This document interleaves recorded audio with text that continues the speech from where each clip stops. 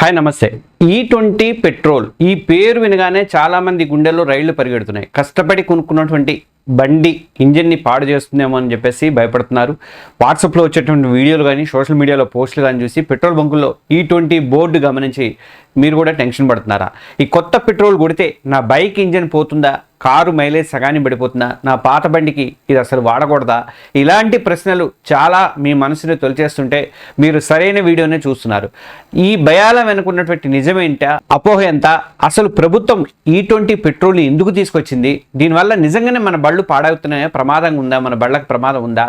ఈ వీడియోలో ప్రభుత్వ అధికారిక సమాచారంగానే ఆటోమొబైల్ నిపుణుల విశ్లేషణ ఆధారంగా మాత్రమే నేను ప్రతి డౌట్ను క్లియర్ చేయబోతున్నాను.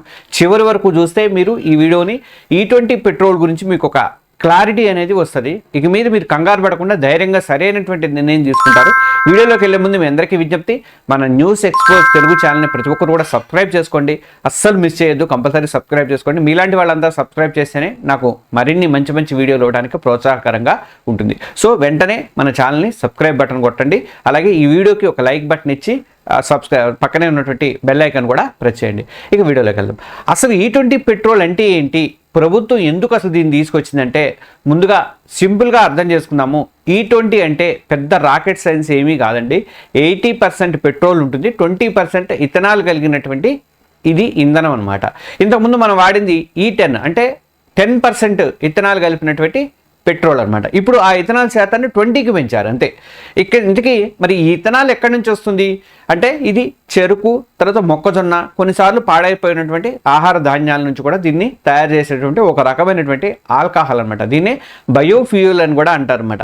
ప్రభుత్వం ఈ మార్పు తీసుకురావడానికి 3 ముఖ్యమైనటువంటి కారణాలు ఉన్నాయి. ఒకటి ఏంటంటే దిగుమతుల భారం తగ్గించడము. మన దేశానికి కావాల్సినటువంటి పెట్రోలియంలో ఎక్కువ భాగం మనం విదేశాల నుంచే కొంటున్నాం, మీ అందరికీ తెలుసు. దానివల్ల మనం ఏటా లక్షల కోట్ల రూపాయలు బయటికి వెళ్ళిపోతూ ఉన్నాయి. మన డాలర్లు పెట్టి కొనాల్సి వస్తుంది, ఆ డాలర్లన్నీ బయటికి వెళ్ళిపోతున్నాయి. మన ఇంధనంలో 20% దేశీయంగా తయారైన ఇథనాల్ని కూడా కలపడం వల్ల ఏమవుతుందంటే ఆ మేరకు మనకి ఆ ముడి చమురు దిగుమతులు అనేవి తగ్గిపోతాయి అనమాట. ఇది మన ఆర్థిక వ్యవస్థ, దానివల్ల మనం లక్షల డాలర్లు ఇచ్చే డబ్బులు తగ్గుతాయి కాబట్టి ఇది మన ఆర్థిక వ్యవస్థ కూడా పెద్ద ప్లస్ పాయింట్ అయితే అవుతుంది. ఇక రెండోది ఏంటంటే రైతులకి అండగా నిలవడం. ఇథనాల్ని మన దేశంలో ఉన్నటువంటి చెరుకు, మొక్కజొన్న పండించేటువంటి రైతుల నుంచి కొనుగోలు చేస్తారు. దీనివల్ల మన రైతులకి అదనపు ఆదాయం దొరుకుతుంది, వాళ్ళ పంటలకి గిట్టుబాటు ధర కూడా లభిస్తుంది అనమాట. దీనికి సంబంధించి నిన్న పంజాబ్ వాళ్ళందరూ మాట్లాడినప్పుడు కూడా వాళ్ళందరూ కూడా చాలా సాటిస్ఫై అయ్యారు. కేంద్ర ప్రభుత్వం వాళ్ళతో మాట్లాడినప్పుడు మాకు చాలా ఉపయోగపడేది ఇది అని చెప్పేసి అని అన్నమాట. ఇది అమెరికా ప్రయోజనానికి వాటికి వీటికి అని చెప్పి చేసేవాళ్ళు కూడా ఉన్నారు, ప్రచారం చేసేవాళ్ళు కూడా ఉన్నారు. అందులో ఆపు చీఫ్ ఉన్నారుగా, కేజ్రీవాల్ లాంటి వాళ్ళు చాలామంది ఉన్నారు. ఇక మూడోది ఏంటంటే పర్యావరణాన్ని కాపాడుకోవటం. మామూలు పెట్రోల్తో పోలిస్తే ఇథనాల్ కలిపినటువంటి ఇంధనం మండినప్పుడు ఏమవుతుందంటే తక్కువ కాలుష్యాన్ని విడుదల చేస్తుంది. దీనివల్ల కార్బన్ మోనాక్సైడ్ కానీ హైడ్రోకార్బన్ ఇట్లాంటి హానికరమైనటువంటి వాయువులు అనేది మనకి ఈ వీటిలలో మనం పోతుంటే వస్తాయి కదా, ఆ పొగ నుంచి వచ్చేదంతా మొత్తం మన కాలుష్యం అవి మనకు చాలా అనారోగ్య బాధలు పడుతున్నాం, క్యాన్సర్లకు కూడా కారణమవుతుంది. ఈ కాలుష్యాన్ని నియంత్రించి మనందరి ఆరోగ్యాన్ని మేలు చేకూర్చడానికి E20 అనేది తీసుకొచ్చారన్నమాట. అంటే E20 అనేది కేవలం పెట్రోల్లో మార్పు మాత్రమే కాదు, మన దేశ ఆర్థికంగా దీన్ని వాడటం వల్ల కొంచెం పెట్రోల్ కొనుగోలు తగ్గుతుంది, దానివల్ల మనకి డాలర్లు మిగులుతాయి, తర్వాత పర్యావరణ భవిష్యత్తు కూడా కోసం చేసినటువంటి కూడా ఒక పెద్ద అడుగని చెప్పుకోవాలి. మరి అపోహలు ఏంటి, వాస్తవాలు ఏంటి అనేది నేను ఇప్పుడు చెప్తాను చూడండి. సరే, ప్రభుత్వ లక్ష్యాలు బాగున్నాయి కానీ మన బళ్ళ సంగతి ఏంటి, దాని గురించి మనకెందుకు, మన బళ్ళ సంగతి ఏంటి అని చాలామంది అడుగుతున్నారు. సోషల్ మీడియాలో చెక్కలు కొడుతున్నటువంటి ప్రచారాల్లో నిజం ఎంత ఉంది, ఇప్పుడు ఒక్కొక్క అపోహను తీసుకొని దాని వెనకున్నటువంటి వాస్తవం ఏంటని నేను చెప్తాను చూడండి. ఫస్ట్ అపోహ ఏంటంటే E20 పెట్రోల్ పడితే ఇంజిన్ ఖచ్చితంగా పాడైపోతుంది. ఇది అందరిలో ఉన్నటువంటి అతిపెద్ద భయం అనమాట. ఈ మాట పూర్తిగా నిజం కాదు, కానీ ఇందులో కొంత జాగ్రత్త అయితే అవసరం ఉందండి. వాహనాలకు మీరు 2 రకాలుగా వాహనాలని మనం 2 రకాలుగా డివైడ్ చేయాలి. ఒకటి E20 కంపాటబుల్ వాహనాలు ఉంటాయి, అంటే కొత్తగా ఉంటాయి ఇవి. తర్వాత నాన్ కంపాటబుల్ వాహనాలు ఉంటాయి, అంటే పాతవి అనమాట. E20 కంపాటబుల్ వాహనాలు చూసుకుంటే ఏప్రిల్ 2023 తర్వాత తయారైనటువంటి దాదాపు అన్ని BS6 phase 2 వాహనాలన్నీ కూడా E20 ఇంధనానికి తగ్గట్టుగానే తయారు చేశారు. కంపెనీలన్నీ కూడా అలానే తయారు చేసినాయి. మీ బండి 2023 తర్వాత కొనుంటే మాత్రం అది ఆల్రెడీ చేసే ఉంటుంది. మీ బండి మీద E20 కంపాటబుల్ అనే స్టిక్కర్ కూడా ఉంటుంది చూడండి. మీరు పెట్రోల్ కొట్టించేటప్పుడే అక్కడే ఉంటుంది స్టిక్కరు. నేను దీనికి సంబంధించిన జోక్ కూడా నేను వేస్తాను ఇక్కడ చూడండి. రాహుల్ గాంధీ దీని మీద ప్రభుత్వాన్ని ఏదో ఇరుకుని పెట్టాలని చూసినప్పుడు అక్కడ E20 కంపాటబుల్ అని వచ్చింది, స్టిక్కర్ వచ్చింది అనమాట.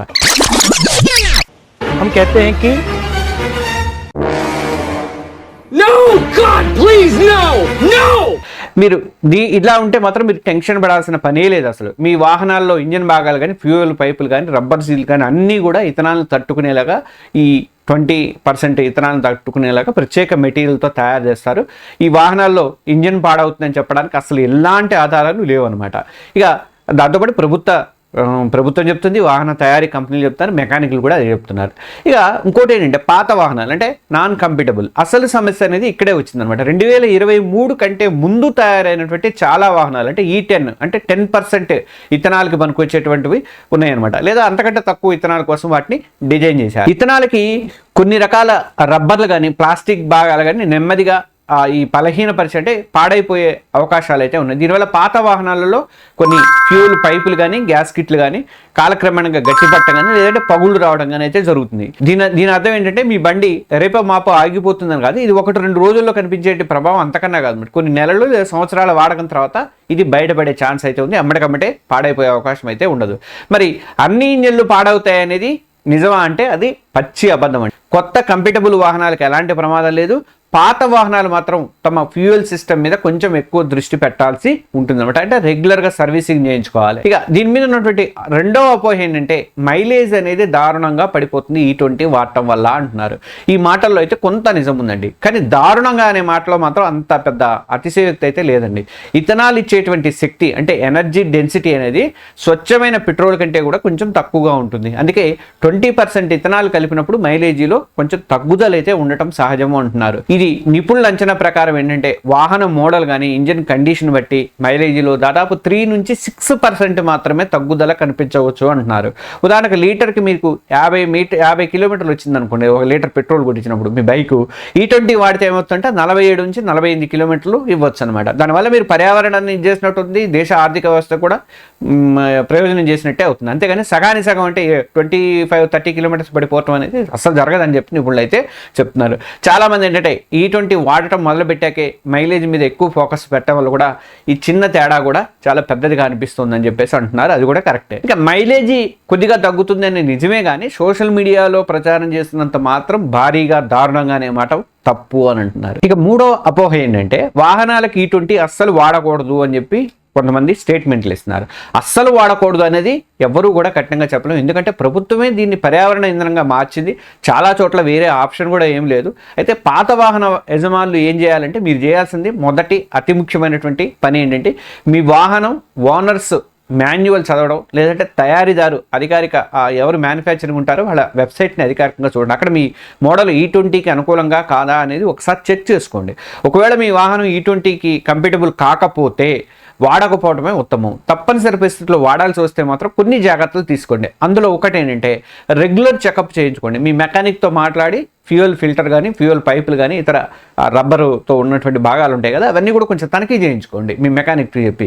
రెండోది ఏంటంటే అవసరమైనటువంటి పార్ట్స్ ఏమైనా ఉంటే వాటిని మార్చండి. దీర్ఘకాలిక సమస్యలు రాకుండా ఉండాలంటే మీ మెకానిక్ సలహా తీసుకొని పాత రబ్బర్లు ఉంటాయి కదా, ఆ రబ్బర్ పైపుల స్థానంలో ఇథనాల్ తట్టుకునేటువంటి కొత్త పైపుల్ని మార్చుకోండి, బాగుంటుంది.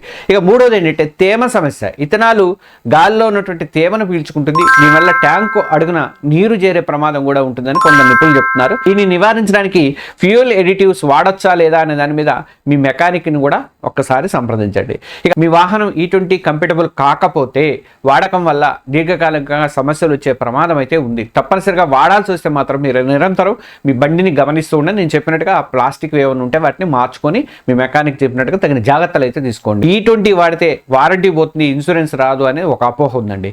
ఇది చాలా మందిని ఆందోళనకు గురి చేసినటువంటి విషయము. మీ వాహనం తయారీదారు చేత E20 కంపాటిబుల్ అని ధృవీకరించినప్పుడు మీరు E20 వాడటం వల్ల ఎలాంటి వారంటీకి డోకా అనేది ఉండదు. దాని గురించి మీరు టెన్షన్ పడాల్సిన అవసరం లేదు. మీది పాతది నాన్ కంపాటిబుల్ అయితే వాహనం అయితే మీరు E20 వాడటం వల్ల ఏమైనా భాగం దెబ్బతింటే మాత్రం వారంటీ క్లెయిమ్ల విషయంలో కంపెనీలు అభ్యంతరం చెప్పే అవకాశాలు కూడా ఉంటాయి. ఇక ఇన్సూరెన్స్ విషయానికి వస్తే కేవలం E20 వాడినందుకు ఇన్సూరెన్స్ రద్దు అయితే చేయరు, కానీ ప్రమాదం జరిగినప్పుడు అది నిర్వహణ లోపం అంటే పాత ఫ్యూయల్ పైప్ లైన్ లీక్ అవడం కానీ అలాంటి ఏమైనా జరిగిందంటే మాత్రం క్రైమ్ ప్రాసెస్లో కొన్ని ఇబ్బందులు ఎదురు కావచ్చు. అందుకే మీరు ఎప్పటికప్పుడు చెక్ చేసుకొని కొత్తవి వేయించుకోండి, నో ప్రాబ్లం. మీది E20 కంపాటిబుల్ వాహనం అయితే భయమే లేదు. పాత వాహనం అయితే మాత్రం వాళ్ళు చెప్పినటువంటి మ్యానుఫ్యాక్చరర్ చెప్పినటువంటి ఆ గైడ్ లైన్స్ అన్ని పాటించడం అనేది చాలా ముఖ్యం అనమాట. నేను చివరిగా చెప్పేది ఒకటే, E20 పెట్రోల్ గురించి భయపడటం ఆపి వాస్తవాలు తెలుసుకోండి, అర్థం చేసుకోండి. మీది కొత్తది E20 కంపాటిబుల్ వాహనం అయితే మాత్రం ఎలాంటి ఆందోళన లేకుండా మీ ఇంధనాన్ని వాడుకోవచ్చు. మీది పాత వాహనం అయితే మాత్రం, పాత వెహికల్ అయితే మాత్రం మైలేజ్లో కొంచెం తగ్గుదల ఉంటుంది.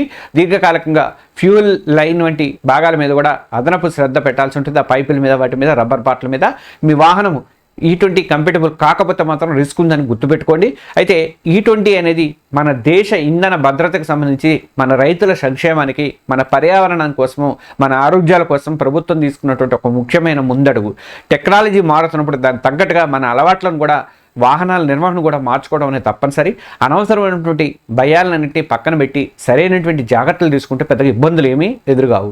ఇప్పుడు మీ వంతు E20 పెట్రోల్ వాడిన తర్వాత మీ అనుభవం ఎలా ఉంది? మీ బండి మైలేజ్లో ఏమైనా తేడా గమనించారా? మీ పాత వాహనం కోసం మీరు ఎలాంటి జాగ్రత్తలు తీసుకున్నారని చెప్పండి. మెకానికల్ ఎవరైనా చూస్తుంటే వాళ్ళు కూడా కొన్ని సలహాలు ఇవ్వండి. మీ అనుభవాలను కింద కామెంట్స్లో పంచుకోండి. ఇది మనలాంటి ఎంతోమందికి ఉపయోగపడుతుంది. ఈ వీడియో నచ్చితే ఒక లైక్ కొట్టి మన ఛానల్ న్యూస్ ఎక్స్పోజ్ తెలుగు ఛానల్ని సబ్స్క్రైబ్ చేసుకోండి. అలాగే మళ్ళీ మంచి వీడియోతో, మళ్ళీ ముఖ్యమైన టాపిక్తో మళ్ళీ కలుద్దాం. Thank you.